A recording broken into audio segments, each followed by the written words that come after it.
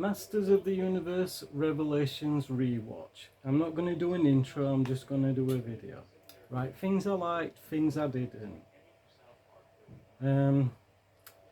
Right, what I'll do is I'll give it a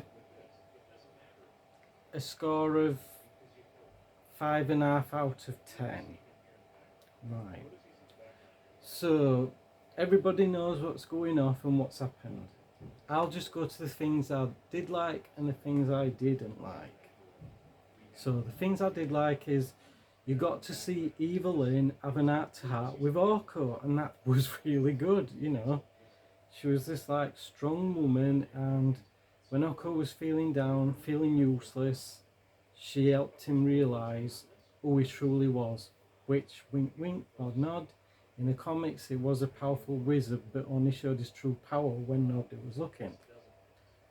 And it also showed Evelyn could do things on her own, you know. She wasn't always there with Skeletor. And she was always trying to backstab him in filmation, you know. She was a strong woman, same as Teela. Next thing, Teela becoming Man at Arms. Some people say she didn't earn it, but something must have happened to her. She earned it to become Man at Arms and be crowned. That was another good thing. The next thing is when Adam's rushing off after the sorceress has called him, Queen Marlene gives him the nod to say she knows that he's E-Man, you know, the running gag. She knows that Prince Adam was always E-Man. That's funny. Another positive, Man at Arms, very strong character.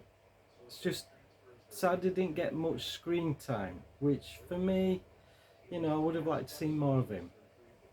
Next positive, Roboto got a bit more to do in this. I've got to say, I've got to give it to Roboto. He did really good. Another positive, the bits with Prince Adam, you know, sort of when he was like bouncing off people, that was also good. And the bits with E-Man and Teela where they were together and fighting, you know, that was good, some good action. And I loved, you know, the flashes, bangs, this, that and the other. You know, the animation looked really good, referencing the toys, bits from the cartoon and everything else. You know, we got to see some of the old characters there, some of the toys, how little there were. There was a bit of a good story thread. You know, even though I was upset, Roboto sacrificed himself to reforge the Sword of Power for the two parts to come together. That was good. And Orko sacrificed himself to save his friends so they could get to Pre-Eternia. Now for spoiler about what I'm saying now, negative. For me, personally. Not just that I'm an E-Man fan, but negative. First negative is, you know, Prince Adam has to die. Why? You know, if it's to carry the plot thread on, fine. Next negative, all the queer baiting that we're doing. It's causing a bit backlash for the gay community, and I do not like that. That's just not on. Second, it's not such a negative, but the sorceress was a bit dumb, letting these villains into the castle, you know, not knowing that really they are Skeletor and Evelyn. That was a bit dumb. The really big, knuckle cracking one for me was Teela was constantly bitching about how she was betrayed by E-Man and everybody else. In every flipping episode. You know, Teela she wouldn't be like that. Yes, she'd be angry, but she did not grieve. You know, she'd be cold and calculated. why couldn't Kevin Smith just allow that feminine part of her to grieve, or that normal part of Teela to grieve, and say, I'm missing my friend, I am mad, but I miss him, and why did he have to sacrifice himself? But no, it gets glossed over.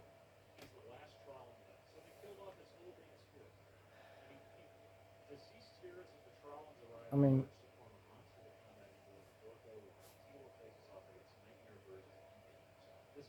I just don't know what to say about that. But I do like that Cringer managed to speak to her and get her to realise that, her attitude wasn't right. But the biggest crux for me is you only brought Prince Adam back in to kill him again. I do not like that. I just can't go along with that, And all this and the other negative is all this that Teela wasn't a big character, she didn't have a big part in the other show. Bull crap. She did have a big part. She had quite a few focused episodes of her. She was right next to Eman all the time. She was there protecting Prince Adam all the time. Another negative, the way King Rando reacts after he learns that Eman is his son. He just fires Duncan, say if he comes back to kill him. And all the bloody death and gore. I mean, come on. Yeah, the E-Man run Skeletor through. Yes, it was a trap, but, E-Man wouldn't lose his temper and go and do that. He'd want to fight Skeletor to the death. Stood up, not when Skeletor's linked against it and runs him through. But if that's what you want, that's fine. And then to have him stab in the back, and then Skeletor grabs the sword, and Raisin says the magic words, becomes Skelegod. Fine, okay. But it's the Joker's voice that grates on me with Skeletor.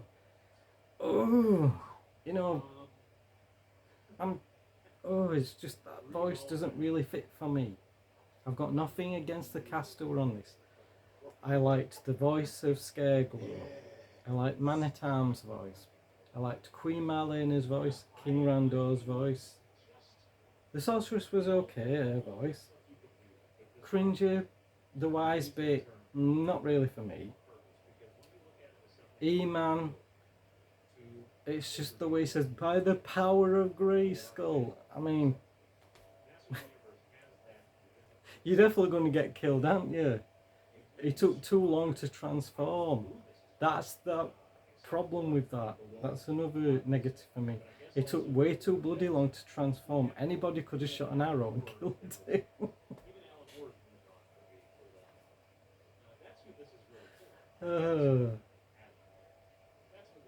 You want a quick transformation, not a long ass one.